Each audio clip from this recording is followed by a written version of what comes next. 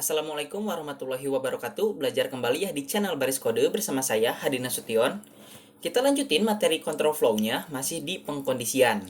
Nah, di kesempatan kali ini kalian akan belajar 3 poin, itu ada switch case, ada penggunaan dari switch case, dan juga kita tutup dengan latihan.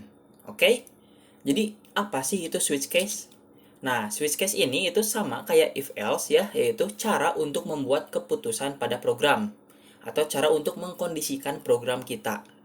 Hanya yang berbeda dengan switch case itu penggunaannya dan sintaksnya. Nah, di sini itu ada contoh penggunaan dari switch case ya di kehidupan kita. Biasanya kalau kita mau ngecek paket atau beli kuota, kan kita input kode dari provider masing-masing. Misalkan bintang 123 pagar. Nah, setelah kita input itu biasanya muncul menu seperti ini kan? Ya. Ada 7 menu yang disajikan oleh provider ya. Di sini kasus saya kayak gini. Nah, nanti itu ada 7 kasus ini jadinya. Kalau user input angka 1 si program ngapain, kalau user input angka 3 program ngapain, dan seterusnya. Ini adalah penggunaan real dari switch case. Ya. Juga saya cantumkan contoh lain kayak gini. Ini adalah source code dari proyek aplikasi saya ya, aplikasi sistem informasi kampus. Di sini saya pakai switch case untuk mengkondisikan kalau user klik tab mahasiswa belum perwalian, nanti didirect ke activity mana. Tapi kalau nanti user klik tab mahasiswa sudah perwalian, nanti didirect ke activity yang mana atau ke halaman yang mana. Oke, ini juga ada contoh lain, cuman ini kasusnya lebih banyak. Dari 0 sampai 7. Jadi ada berapa tuh? Ada 6 tab. Ya. Nah, ini tuh lebih banyak nih, kayak gini contohnya. Jadi nanti itu kalau usernya klik tab data pribadi, didirect ke activity atau halaman data pribadi, sampai tab yang lainnya. Jadi switch case ini berguna banget, apalagi kalau buat problem solving ya. Di sini saya pakai switch case buat mengkondisikan tab yang ada di aplikasi saya, kayak gitu.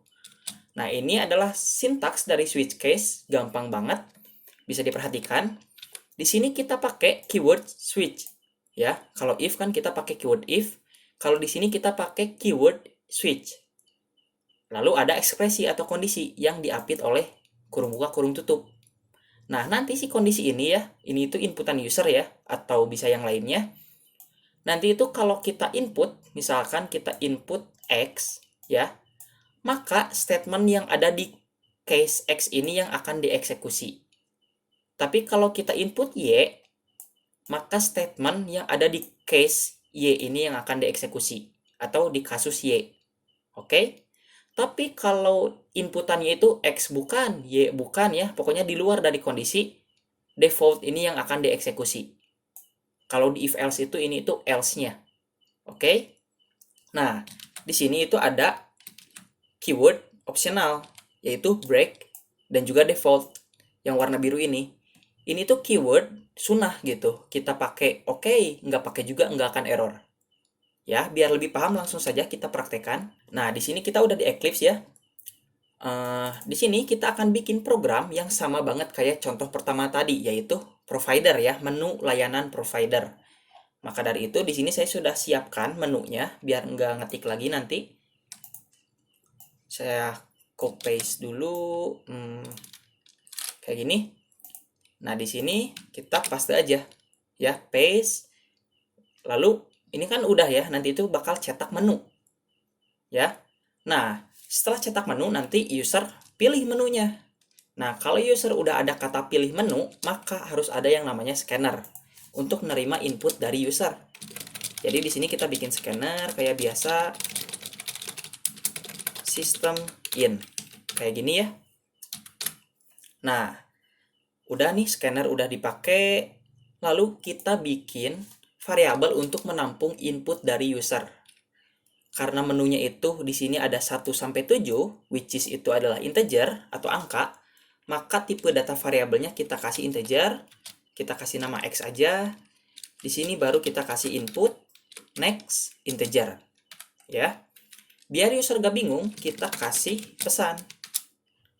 Masukkan pilihan Anda. Kayak gini, tipe bos. Nah, kayak gini. Oke. menunya udah dicetak, langsung prosedur user input ini udah ada ya, tinggal input, maka di sini kita kondisikan.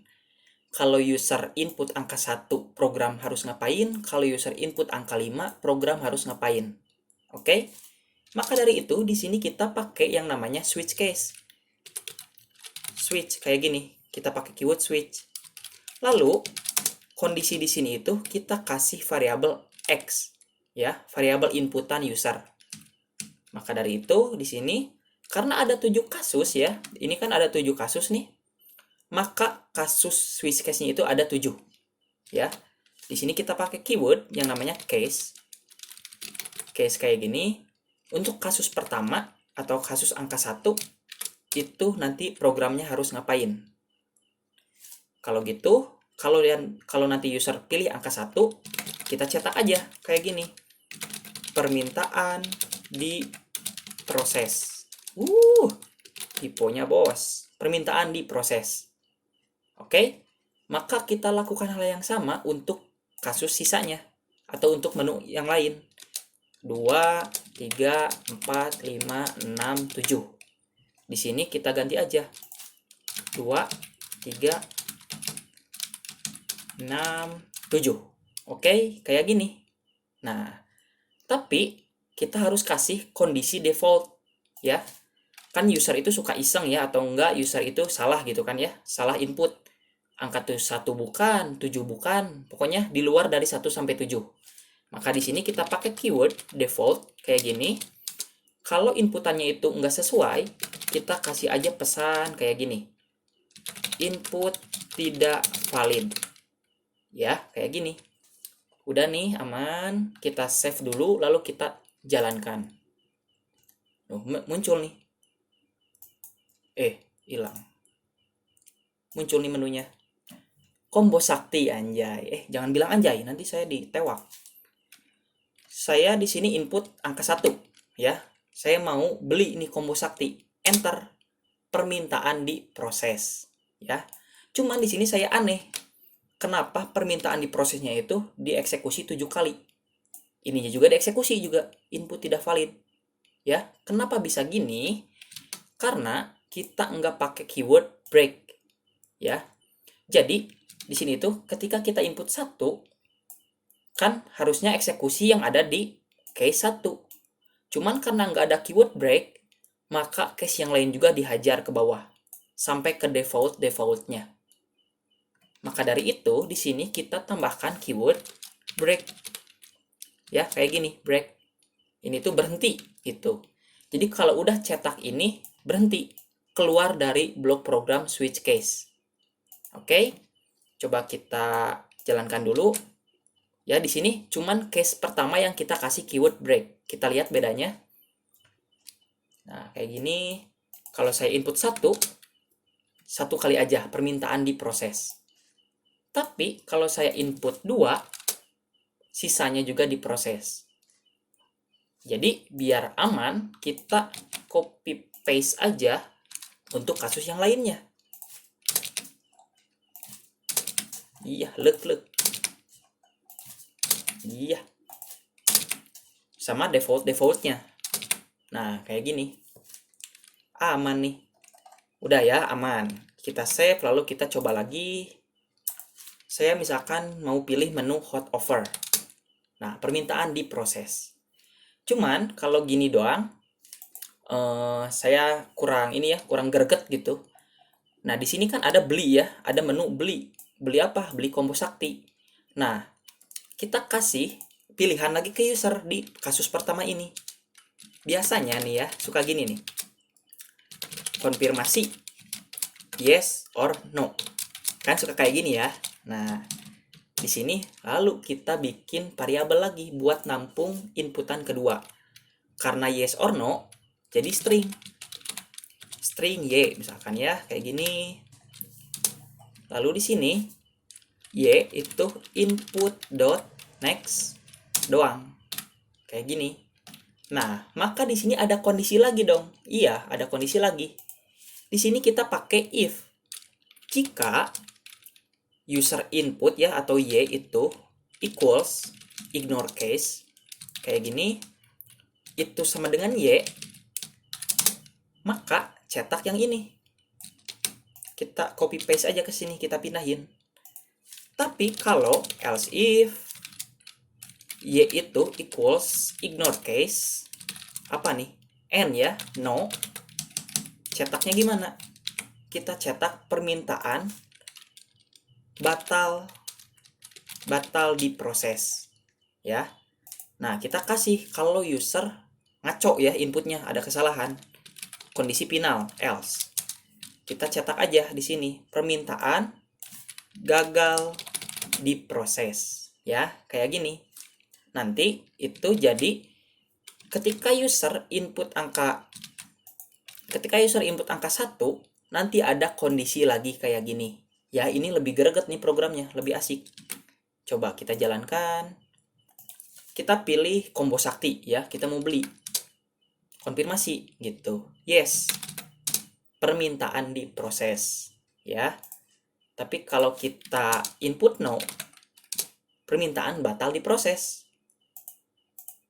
Tapi kalau saya iseng nih, misalkan permintaan gagal diproses ya, kayak gitu. Tuh kan. Coba saya pilih yang lain. Misalkan 10 nggak ada kan?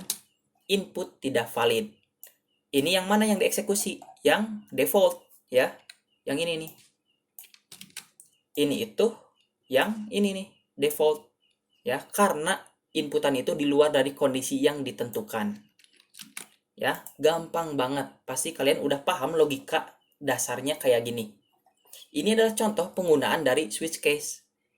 Nah, untuk kasus kayak gini ya, menu ini nih, menu provider kayak gini, bisa nggak pakai if else? Bisa banget, cuman bakal lebih ribet. Coba aja deh. Bisa pakai if else, cuman lebih ribet gitu. Lebih simple pakai switch case. Ya, dapat dipahami. Kalau masih belum paham, bisa diputar ulang ya, di menit kita mulai ngoding switch case. Nah, kalau udah gini, ada latihan nih. Nah, kayak gini programnya ya. Di sini saya ceritanya itu providernya si pelan, lemot.